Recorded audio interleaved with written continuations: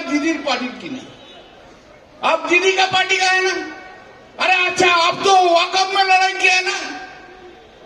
अरे आप तो चुकित बोला ना,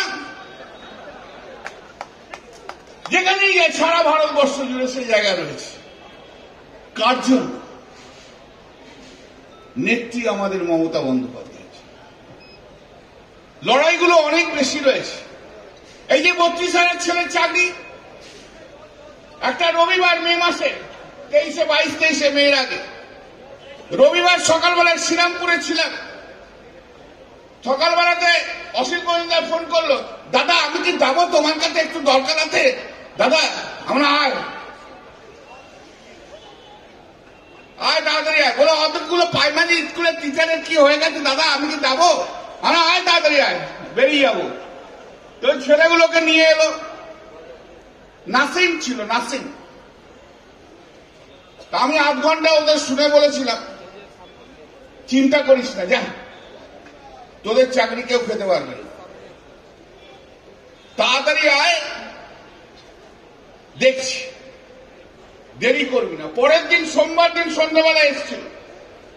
সেদিনকে রাত্রি 3টে পর্যন্ত আমি কাজ করেছিলাম। আর কলকাতার বৃষ্টিতে ভিজে গেছে, জল জমে গেছে মে মাসে। ওরাও আমার চেম্বারে বসে, প্রায় 150-200 লোক বসে রয়েছে। আর পুলিশ থেকে এসে জিজ্ঞেস করতো, সিকিউরিটি থাকে না দিদি ওখানে, স্যার এরা সব ঠিক আছে তো, থাকবে তো? আমরা একদম থাকবো। ভোরবেলায় উঠে গেছে। তারপরের দিন মামলা করেছি। মামলা শেষ হয়ে যখন অর্ডার পাস হয়েছে, প্রথম ফোন যার, তার নাম হচ্ছে মমতা বন্দ্যোপাধ্যায়। মামলাটা শেষ করে যখন অর্ডার পেয়েছি, তার প্রথম ফোনটাই এসছে যার, তার নাম মমতা বন্দ্যোপাধ্যায়। এই জন্যই মমতা দি বুকের হৃদয়ের মধ্যে থাকবে, এই জায়গাতে জন্মে থাকবে, এই জায়গায় থাকবে। দেখুন, রাজনীতি করি, 4 বারের এমপি। অনেকে অনেক কথা দিল্লিতে অনেক রকম বলে, একটি কথাই আমি বলি, आप लोग कोई ना ममता बंदोपाध्याय होने नहीं सकता है। এই হচ্ছে মমতা। 32,000 ছেলেকে কিভাবে চাকরি খেয়ে দেবে? কারা?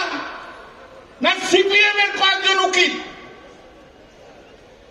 ওদের লোকগুলোর চাকরি হয়নি বলে